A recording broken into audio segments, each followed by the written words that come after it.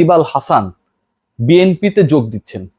Yes, Awami লীগের মাত্র 8 মাস আগে যে ইলেকশনটা, 8 মাসেরও কম সময় আগে হয়েছিল, সেই নির্বাচনে মাগুরা 2 আসন থেকে নির্বাচিত সংসদ সদস্য সাকিব আল হাসান বিএনপিতে যোগ দিচ্ছেন, এরকম একটা গুঞ্জন, এরকম একটা আলোচনা রয়েছে যে তিনি এবার ভোল পাল্টে, আমরা দেখি না অনেককেই তো পোল্টি মারতে দেখি, যে যখন যেই দল ক্ষমতায় আসে, ক্রিকেট বোর্ডেও আমরা অনেককে দেখলাম গত কয়েকদিনে ফেসবুক স্ট্যাটাসে, আমি তাদের নাম বলতে চাই না, যারা শুনছেন তারা বুঝে গেছেন এরা কারা, যে একটা সময় আসলে পাপন ভাই চিল্লানোর লোকজন এখন বলছে বিজয়ের এই দিনে জিয়া তোমায় মনে পড়ে টাইপের অবস্থা।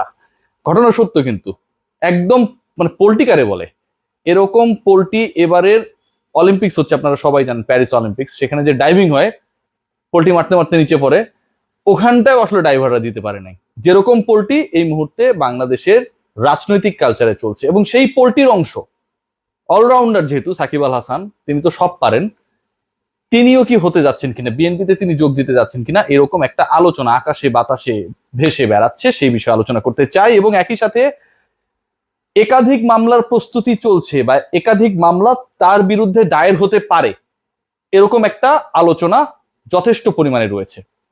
সাকিব আল হাসান বাংলাদেশের ক্রিকেট ইতিহাসের সবচেয়ে বিতর্কিত ক্রিকেটার, যিনি ফিক্সিং এ নাম লিখিয়েছেন, যিনি ফিক্সিং এর প্রস্তাবের তার সাথে যে কথোপকথন, দীপক আগারওয়াল একজন ফিক্সার, একজন জুয়ারি, সেটা তিনি তার হোয়াটসঅ্যাপ চ্যাট থেকে মুছে ফেলেছেন।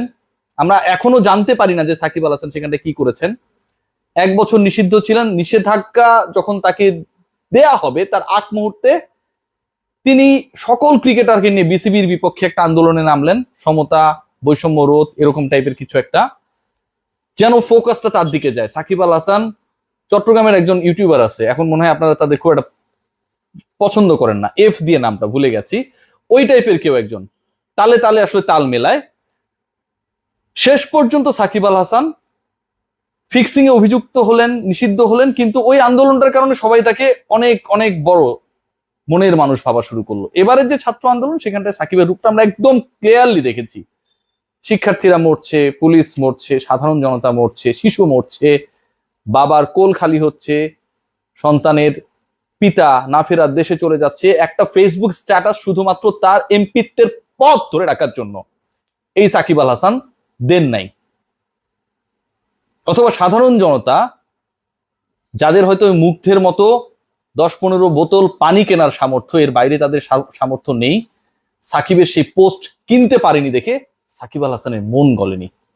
মানুষ মরে যাচ্ছে তার দেশে, মাগুরাতেও তো মোটামুটি 8-10 জন মারা গেছে, সাকিব আল হাসানের এটা নিয়ে বোধোদয় হয় নাই।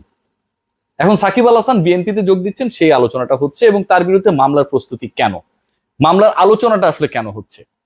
বিএনপি প্রসঙ্গে আমি একটু পরে আসি, তার আগে একটু মামলা সংক্রান্ত আলোচনাটা করি। একটু আগে বলছেন যে ফিক্সার সাকিব, এই সাকিব আল হাসান আমরা জানি যে শেয়ার বাজারে তিনি তার এক প্রিয় বন্ধুর সাথে বিনিয়োগ করেছেন, এত তড়িঘড়ি করে বিনিয়োগ করেছেন, এত তড়িঘড়ি করে বড়লোক হওয়ার তার পরিকল্পনা ছিল, যে কারণে মানে আমার বাবার নাম কি, বা ভাই আপনারা যারা আমাকে শুনছেন, সাকিব ফ্যান অনেকে আমাকে শুনছেন এই মুহূর্তে, যারা আমাকে গালি দেওয়ার জন্য প্রস্তুতি নিচ্ছেন, আপনি কি ভাই আপনার বাপের নাম কোথাও ভুল লিখবেন? সম্ভব? তিনি তার ওই যে বন্ধু, সেই বন্ধুর বাপের নাম নিজের বাপের নামে জায়গায় দিয়ে দিচ্ছেন সাকিব আল হাসান। সেটা তো এক ধরনের ধরা খাওয়া, এভাবে তিনি কট খেলেন। আতিফ আজম ভাই এই রিপোর্টটা করেছিল, আমাদের প্রিয় আতিফ ভাই। এবং শেয়ার বাজারে গিয়ে তিনি, অন্যরা তো সর্বশান্ত হয়ে যায় স্টক এক্সচেঞ্জের সামনে, সারা দিন তারা অপেক্ষা করে, যারা অন্য প্রফেশনে থাকে সারা দিন মোবাইলটা খুলে রাখে গুতাগুতি করে। সাকিবের বড়লোক হতে বা শেয়ার বাজার থেকে মুনাফা তুলে আনতে খুব বেশি বেগ পেতে হয়নি, কারণ তিনি ব্যাকডোরটা ভালোভাবেই নক করেছিলেন, সেটা একটা। সাকিব আল হাসান বিনা অনুমতিতে গোল্ডের ব্যবসায় নেমেছিলেন, you all know. এখানটাও Shakib Al Hasan বেঁচে গেছেন। এবং সাকিব আল হাসানকে একসময় দুর্নীতি দমন কমিশনের দূত বানানো হয়েছিল, এটা সবচেয়ে অবাক করা একটা ব্যাপার। আমরা বিসিবি নিয়ে অনেক বেশি আলোচনা করি, বাতাবি লেবু, এইটাই অনেক কিছু, অনেক ধরনের সমালোচনা আমরা করি, ঠিক আছে। সাকিব আল হাসানকে এই যে দুদকের যে অ্যাম্বাসেডর বানানো হলো, একজন ফিক্সারকে, শাস্তিপ্রাপ্ত ফিক্সারকে, এটা কি কোনোভাবে ঠিক হয়েছিল? আশকারা দেওয়া হয়েছিল সাকিব আল হাসানকে, বছরের পর বছর ধরে আশকারা দেওয়া হয়েছিল, এবং তিনি এগুলো করেছিলেন। পুলিশ খুনের সাজাপ্রাপ্ত আসামির সাথে তিনি তার কমার্শিয়াল এন্ডোর্সমেন্ট করেছেন। আপনি জানবেন না আপনি কার সাথে লেনদেন করছেন? সো চিংড়ি ঘের সেখানটায় সাকিব আল হাসান যে শ্রমিকরা রয়েছে তাদেরকে তাদের পাওনাটা ঠিকভাবে বুঝিয়ে দেননি। মানব পাচারের সাথে তার প্রতিষ্ঠিত প্রতিষ্ঠান ফিয়েস্তা জড়িত ছিল। অনেক মামলা ভাই, অনেক মামলা, এবং প্রত্যেকটাই ভয়াবহ।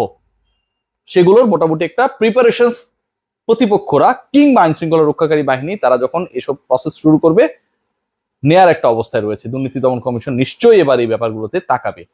বিএনপিতে কি সাকিব যোগ দিচ্ছেন এই আলোচনা করব, তার আগে আরো একটা ইন্টারেস্টিং তথ্য দিই। আপনারা কয়েকদিন ধরেই টেলিভিশনে একটা বিজ্ঞাপন দেখতেন এবং এটা বিরক্ত হয়ে গেছেন, এ দে না, এ দে না, এ দে না, দে না, কি যেন এরকম কিছু একটা বলে।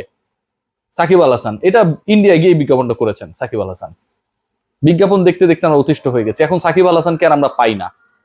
সাকিব আল হাসানের বিজ্ঞাপন টেলিভিশন এখন আর চলে না। তার মানে সাকিব আল হাসানের যে ব্র্যান্ড ভ্যালু, সাকিব আল হাসান ক্রিকেটকে পুঁজি করে ক্রিকেটের দিকে না তাকিয়ে দিন শেষে বিজ্ঞাপনটাকে আসলে তার মূল প্রফেশন হিসেবে নিয়ে নিয়েছিলেন, সেই ব্র্যান্ড ভ্যালু এখন তলানির দিকে। সাকিব আল হাসানের সেই ব্র্যান্ড ভ্যালুর জায়গাটা এখন আগের মতো নাই।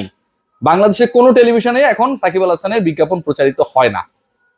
সেই তিনি বাংলাদেশে আবারও প্রতিষ্ঠিত হতে চান। তিনি কি আসলেই বিএনপিতে যোগ দিচ্ছেন? এখন পর্যন্ত যে খবর, যে সাকিব যেভাবেই হোক বাংলাদেশে তার যে সম্পদ এবং বাংলাদেশে সাকিব যেসব অনিয়ম করেছেন বছরের পর বছর ধরে, সেগুলোকে কোনোভাবে যদি পাশ কাটিয়ে, তিনি তো আর বাংলাদেশে থাকবেন না। বাংলাদেশে থাকবেন না, ওই সাফারি যখন দেখতে যান, বাংলাদেশে যখন রাস্তায় লাশ পড়ে তখনই বোঝা যায়। এগুলোকে যদি তিনি পাস করে নিয়ে যেতে পারেন, সেটার জন্য যা করার দরকার তিনি চেষ্টা করবেন, যা করার দরকার তিনি চেষ্টা করবেন। এবং আপনাদের লাস্ট একটা নিউজ দিয়ে এই আলোচনাটা শেষ করব। বাংলাদেশে সাকিব আল হাসান সহসা ফিরছেন না।